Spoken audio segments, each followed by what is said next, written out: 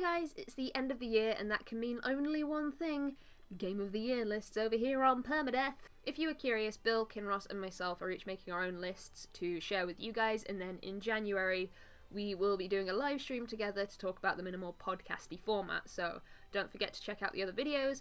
And keep an eye out for when we'll be doing that live stream. It will be in late January. So, 2017 was a huge year for video games. Not only were there dozens of amazing games that I did not have the time to experience myself, but we also saw the launch of the Nintendo Switch, the end of production of the Wii U, Andrew House announcing that he was leaving Sony, and EA shutting down Visceral Games.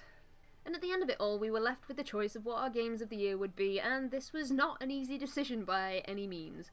I should probably get on with the list before you get bored of listening to me ramble, but first things first. I have one single rule for my list that Bill and Kinross may very well not have for their own. I'm not going to be including any ports on my list.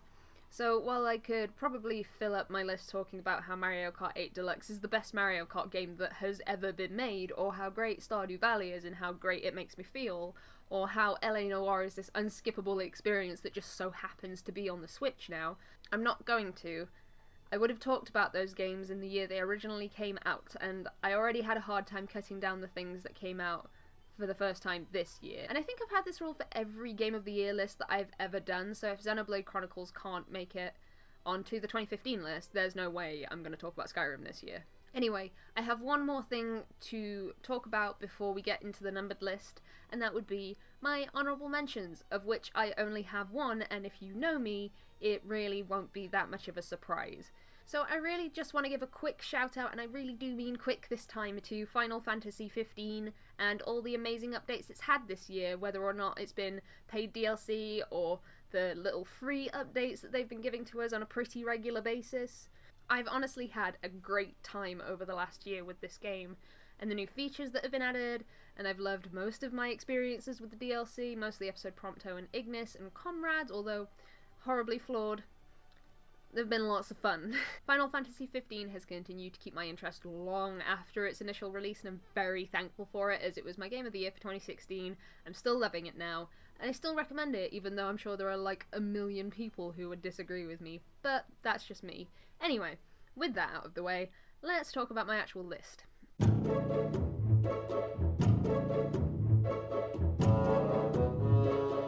This year I got the dream crossover.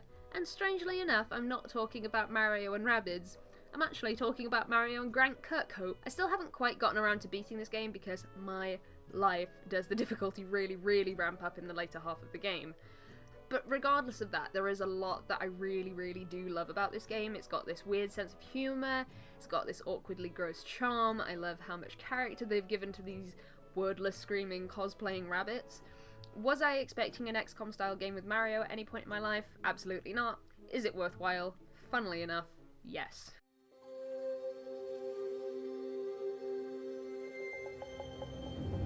I know I'm probably upsetting more people by putting this game at number 9 than by omitting it completely, but I do want to talk a little bit about Horizon Zero Dawn. Because while there were aspects of this game that I really didn't like, there were still a ton of things that I did. If you are curious about what I wasn't so hot on, it was the story. It ended up just having a lot more sci-fi elements than I was anticipating, and it's just not my thing. Not since that one episode of Star Trek where Tasha Yar was killed by the tar monster. It still gives me nightmares. Although the story didn't really interest me at all, which made certain parts of the game a little boring to me, there were a lot of elements about this game that I really did enjoy. I thought Aloy was probably one of the best female protagonists that I've ever had the pleasure of getting to know. I thought the combat was really fun, and it made me feel like I was this incredible hunter from the future, and I really loved how the world looked, and how much fun it was to explore and come across new points of interest. The fact that this game is actually number 9 on this list is kind of incredible to me. In any other year, it probably would have been in my top 3, but 2017 was just that good.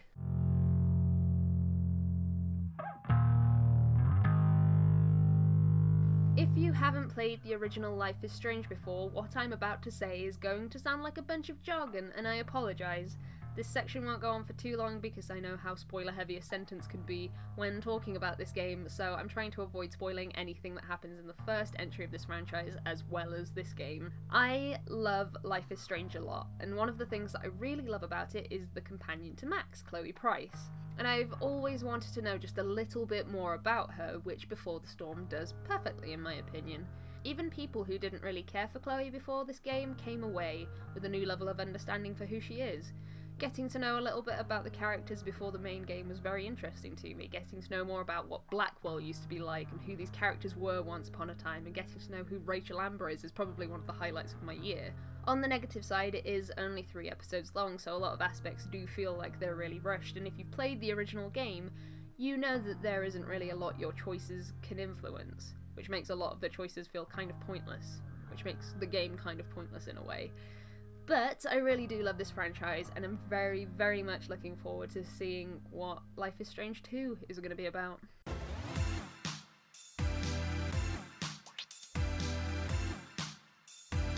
While Splatoon 2 does manage to get on my list at number 7, I don't really have that much to say about it. It's like the original Splatoon, but with a few more awesome features, and it's still getting the Splatoon-esque support. I really do enjoy Splatoon, and Salmon Run is without a doubt my favourite addition. And I just wish I had more time to invest into this game, because there are just too many gosh darn games right now. But this game, good stuff, I highly recommend it, especially if you haven't played the original Splatoon.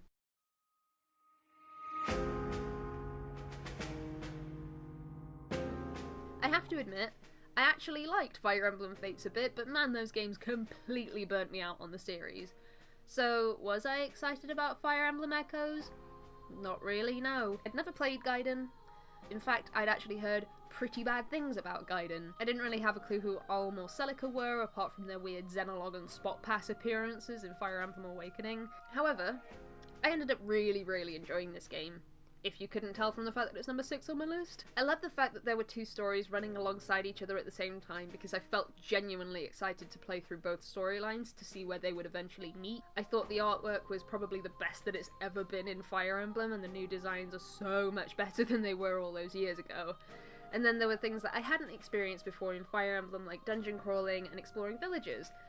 And it did show that it was a remake in some aspects, with the maps perhaps being 300% bigger than they needed to be, and having to manually end your turn as the default setting for some reason. But regardless, I really loved Echoes, and it has me hoping for more remakes in the future alongside the already announced title for the Switch. As it was one of the last games that I'll be purchasing for the 3DS, it was a great send-off for my handheld baby.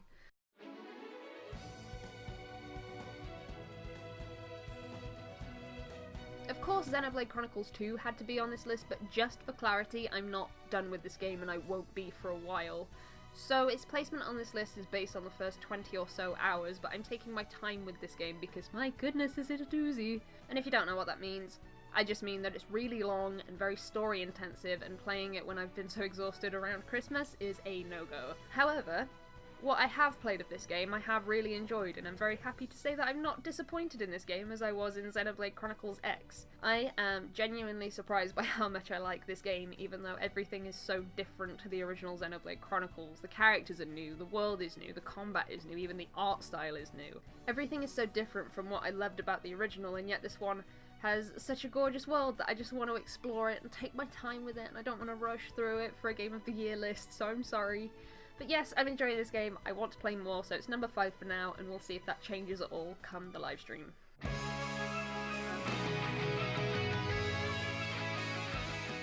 I love this game. I know this will come as no surprise to those of you who have been around for a long time.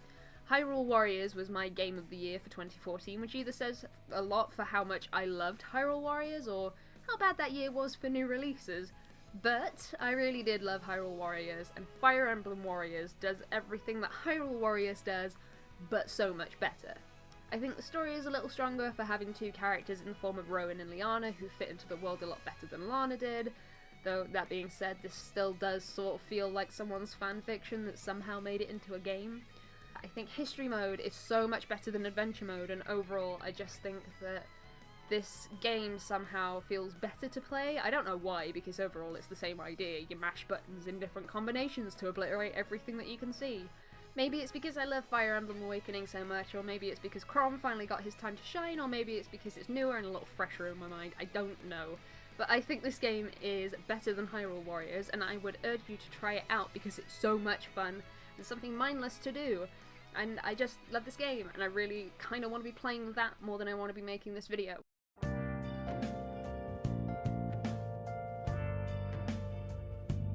We have spoken an awful lot about Persona 5 on the Permadeath channel this year, and with very good reason. Persona 5 is my first experience with anything remotely SMT related, and in my opinion, I think it was a pretty great starting point. But as we've spoken so much about it, my will to discuss this game is at kind of like the lowest point it's ever been, but it very much does deserve a place on my list. This game was stylish in its design, interesting in its plot, and charming in its cast of characters. Living the day-to-day life of the protagonist as he lived a secret life of being a phantom thief was just so much fun to experience, and I'm more than glad that I got the chance to play this game. But we did a spoiler cast of this game, if that's your kind of thing, but if you have yet to play this game, I highly recommend it because it's so polished and fun and wonderful, and I find it hard to believe that you'll have a bad time with it.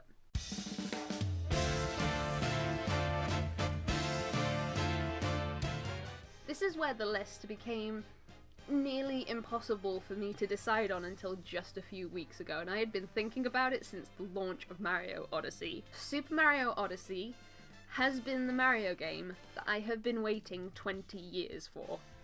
Even as a lifelong Nintendo fan, Mario games have been the one thing that I've always found to be not that great. I'm not really a fan of 2D platformers, and I think my worst nightmare in a video game is absolutely going to be Mario Maker. And since Mario 64, none of the 3D platformers have really grabbed me in the same way. Sunshine nearly made it, I suppose, but I could never bring myself to actually beat that game because it's just so flawed that I'd rather live in the first few levels and not have to try and deal with the pachinko level from hell. And also, if you're shouting Galaxy at your screen right now, I couldn't get along with the perspective most of the time, I'm so sorry. But then Mario Odyssey came along with its weird, realistic looking people, talking hats, and I fell in love with this game almost immediately. This is seriously the game that I have been waiting most of my life for, and I could not be happier that it finally exists. There isn't anything that I can really complain about because it just hits so many high notes for me that the flaws that it does have don't really matter to me personally. I don't care that there are too many moons, I don't care that there are 2 water-based worlds. I care a little bit that the swimming is pretty terrible, but overall this will be a game that I will be going back to for the next 20 years as I have with Mario 64, and I think that's the biggest praise I can give it, really.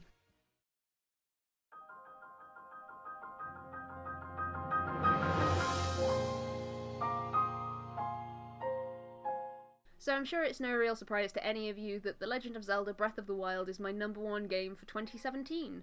I have been a huge fan of Zelda for most of my life, and Breath of the Wild was my favourite experience with this franchise since The Wind Waker. Breath of the Wild set out to break the conventions that have weighed this series down in my opinion, and I think the game is so much better for it. I'm one of the few people that really didn't care about the disappearance of the dungeons too much, nor did I really miss the green tunic. Not only did this game throw nearly everything out of the window for something new, this game to me redefined what it is to truly explore a video game world.